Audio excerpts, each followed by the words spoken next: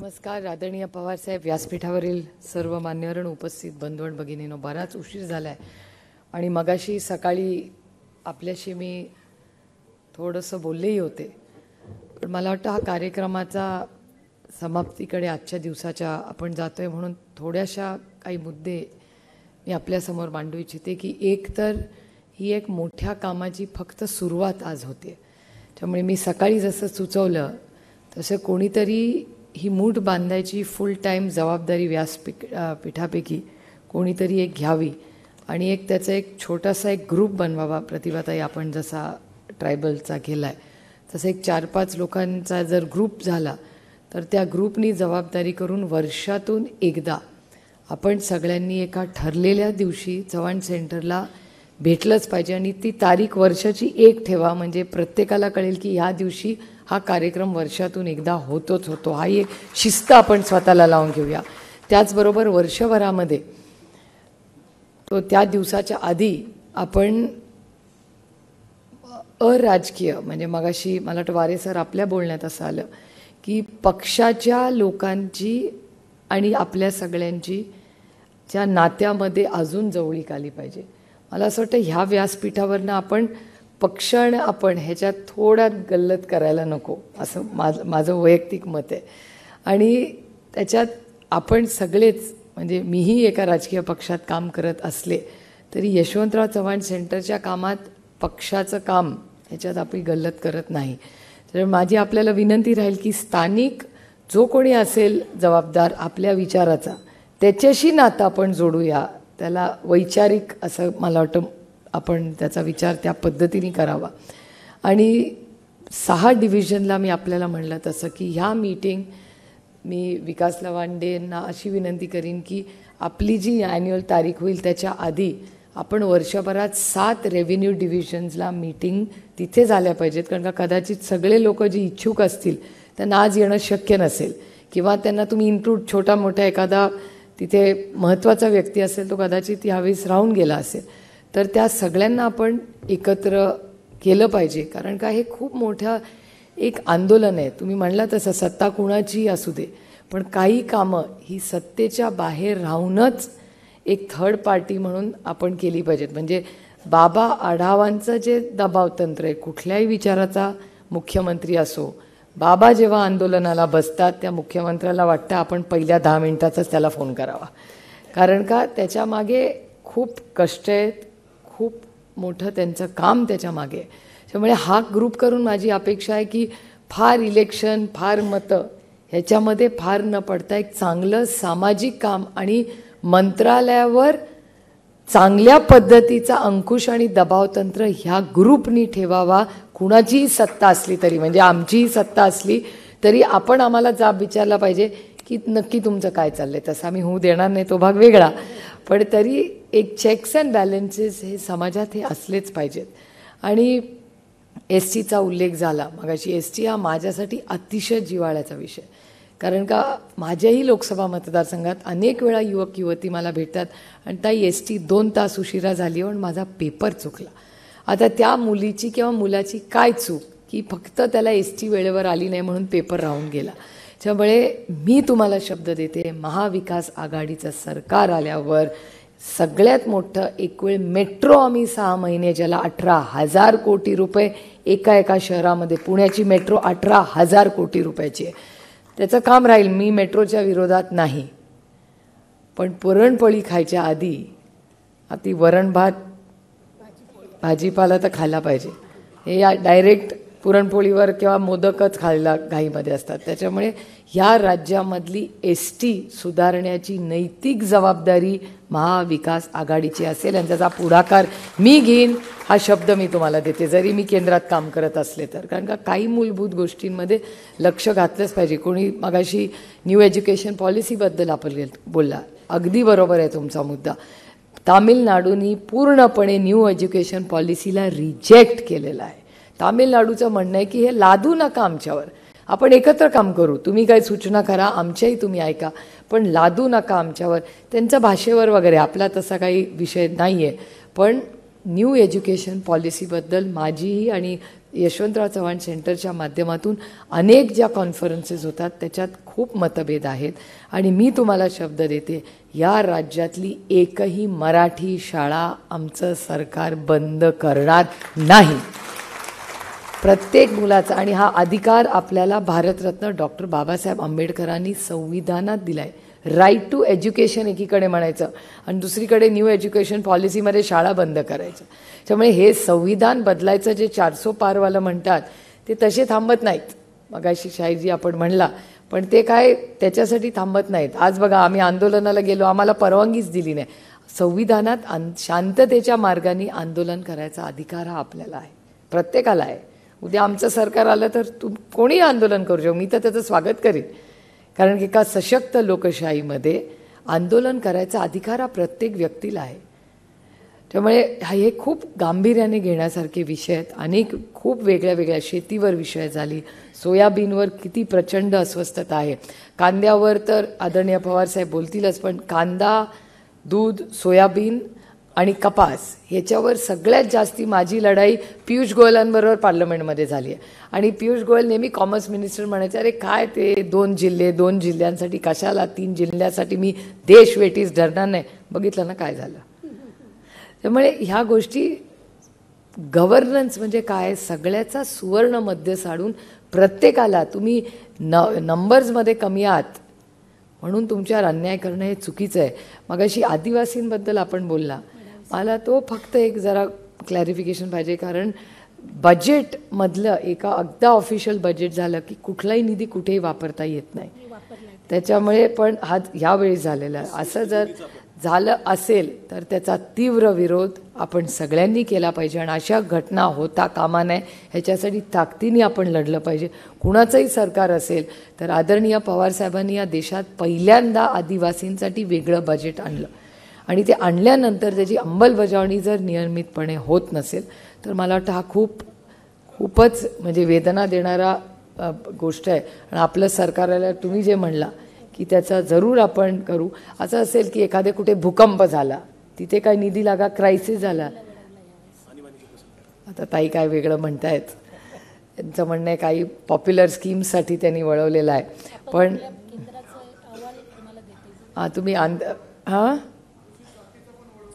तो पण वळवलं नाही, जाहिरातीला वळवलं आहे. तुम्ही ते सगळा मला डेटा द्या, तो जर असेल तर त्याच्यासाठी काय आंदोलन करायचं ते मी जरूर करीन. पण मला असं वाटतं ज्या आदिवासींसाठी हा जर निधी कशासाठी वळवला असेल तर ते अतिशय चुकीचं आहे. आपण तो कायदा तुम्ही म्हणला तसं पूर्ण करू आपलं सरकार आल्यावर. कारण कुठल्याही एडचे, मग शिक्षणाचे पैसे उद्या तुम्ही जाहिरातीला वापराल, ते असं राज्य नाही चालत. राज्य हे नियम कायद्यानीच चालतं. आणि हा जो विस्कळीतपणा दुर्दैवाने आलेला आहे या राज्यामध्ये, म्हणजे मला आश्चर्य वाटलं. काल मला कोणीतरी आज सकाळी मला कोणीतरी म्हणलं की एवढे मोठे रस्त्यांसाठी कामं होत आहेत, काय उपयोग त्या रस्त्यांचा. म्हटलं नाही हो. ते म्हणले का नाही आपण असं करत की पुढची 5 वर्ष महाविकास आघाडीचा फोकस 2च गोष्टींवर असेल, एक म्हणजे आरोग्य आणि दुसरं म्हणजे शिक्षण. ह्याच्यावर पूर्ण ताकदीने आम्ही काम करून. अर्थातच सुरक्षितता हा एक खूप गंभीर विषय झालेला आहे. काल मला एक मुलगी भेटायला आली होती आणि मला खरंच तो एक खूप वेगळा अनुभव होता. ती मुलगी राहत होती दिल्लीमध्ये, ती आली मुंबईत राहायला आणि तिने मला असं सांगितलं की मला ना सुरक्षितता ही खूप वेगळा विषय. म्हटलं कसं काय. ती म्हणली मला दिल्लीत किंवा देशात फिरताना इतका मेंदू प्रोग्राम करावा लागतो की आता मी उबरमध्ये बसले, मी आता काय करू, आता मी लोकलमध्ये बसले, आता मी काय करू, आता मग मी दिवस रात्र काम करते तर मी घरी किती वाजता जाणार ह्याचा विचार करू. मी विचार करत होते की आजच्या नवीन पिढीला एवढा जर बारीक सुरक्षिततेचा विचार करायचा असेल तर ती किती इन्सिक्युअर वाटत असेल. ती मी विचार करा, हा किती गंभीर विषय. मला असं वाटतं नागरिक सुरक्षितता, मग पुरुष असू दे किंवा महिला, ही नैतिक जबाबदारी जे कोणी सरकार असेल त्यांनी घेतलीच पाहिजे. कैलासवासी RR पाटील जेव्हा या राज्याचे गृहमंत्री होते तेव्हा त्या लेकींना का भीती वाटायची नाही आणि आता का वाटते. मला कुठल्याही सरकारवरही टीका करायची नाही, पण शेवटी आज जे सरकारमध्ये बसतात त्यांनी आत्मचिंतन केलं पाहिजे की महाराष्ट्रामध्ये महिला विरोधी एवढा अन्याय का होतोय. आणि हा माझा डेटा नाही आहे, महाराष्ट्र नाही केंद्र सरकारचा डेटा सांगतो. क्राईम अगेन्स्ट विमेन म्हणजे महिलांवर होणारे अत्याचार हे महाराष्ट्रात प्रचंड वाढलेले आहेत. जो सांप्रदायिक संतांच्या महाराष्ट्राला हे शोभत नाही ना, छत्रपतींचा शाहू फुले आंबेडकरांच्या महाराष्ट्रात मला प्रचंड वेदना होतात की जेव्हा दिल्लीमध्ये आम्ही उभं राहतो आणि ते म्हणतात सगळ्या डेटामध्ये महाराष्ट्र सगळ्यात पुढे. त्यामुळे या सगळ्या गोष्टींचा खूप गांभीर्याने आपल्याला विचार, इलेक्शन्स येतील जातील, पण महाराष्ट्र टिकला पाहिजे. आणि महाराष्ट्राच्या बद्दल माझं नेहमी मत असतं की महाराष्ट्र हा देशात दिशा देणारं राज्य राहिलेलं आहे. महत्त्वाचे कार्यक्रम नरेगा असेल, महिला आरक्षण असेल, हे सगळे कार्यक्रम महाराष्ट्राने देशाला दिलेत. आता देशाचे कार्यक्रम आपण घेतो असे दिवस आलेले आहेत. त्यामुळे हा बदल आपल्याला घडवायचा आहे. त्याच्यामुळे पुढचं जे काही इलेक्शनमध्ये प्रत्येकजण संविधानासाठी, म्हणजे हे इलेक्शन महाविकास आघाडी वर्सेस महायुती आहे मला वाटतं त्यांची, त्याचं नाही आहे. हे इलेक्शन संविधान वाचवणाऱ्यांसाठी आणि संविधान आणि नॅरेटिव्ह वगैरे शब्द, माझी प्रतिभा ते तुम्हाला विनंती, असे शब्द वापरू नका, त्यांचे शब्द आहेत. कारण का त्यांनीच एक हवा क्रिएट केली. ह्यांनी नॅरेटिव्ह, कसलं नॅरेटिव्ह सेट केलं? आम्ही सुशिक्षित आहोत, आम्ही वाचतो बघतो, त्याच्यावरनं भाषण आणि समाज समजतो. त्यामुळे त्यांना एक संधी मिळाली आहे की ह्यांनी खोटा अप्रचार केला. माझी त्यांच्याबरोबर किंवा त्यांच्या विचाराच्या कुठल्याही व्यक्तीबरोबर कुठेही बसायची तयारी आहे. मी तुम्हाला सांगते, मी पार्लमेंटमध्ये एक नाही 2-2 खासदार म्हणताना ऐकलेलं आहे की आम्हाला संविधान बदलायचं आहे, ज्या दिवशी 400 पार होतील आम्ही संविधान बदलणार. हे देशाने ऐकलेलं आहे. त्यामुळे नॅरेटिव्ह कसला हा? हे वास्तव आहे, हे सत्य आहे. तुम्ही मगाशी राम मंदिराबद्दल बोलला, प्रत्येकाची आस्था तो विषय असेल, पण एवढं आस्थेने राम मंदिर बांधलं, ते गळलं कसं? संविधान, ज्या संविधानावर आपण पार्लमेंट, हो आम्हीच बघितलंय, ते बालद्या ठेवल्या होत्या संविधान. परवा समृद्धी महामार्ग, किती घटना, आणि परवाची तर भयान घटना होती. म्हणजे ज्या पद्धतीने माझी तर अपेक्षा होती की या राज्याच्या माननीय मुख्यमंत्री त्यांनी त्या शिक्षण मंत्र्याचा राजीनामा घ्यायला पाहिजे होतं, जेव्हा त्याला असं वाटलं काहीतरी चांगल्या तो चाबाय काय वाईटातून चांगलं होतंय. माझं तर म्हणणं आहे त्या व्यक्तीला फॉर्मच भरायला आपण दिला ना पाहिजे ज्यांनी छत्रपतींचा अपमान केलेला आहे. माझं तरी वैयक्तिक मत. कारण महाराष्ट्रामध्ये जी एक वैचारिक बैठक होती, ते संस्कार होते, ते गेले कुठे आहेत?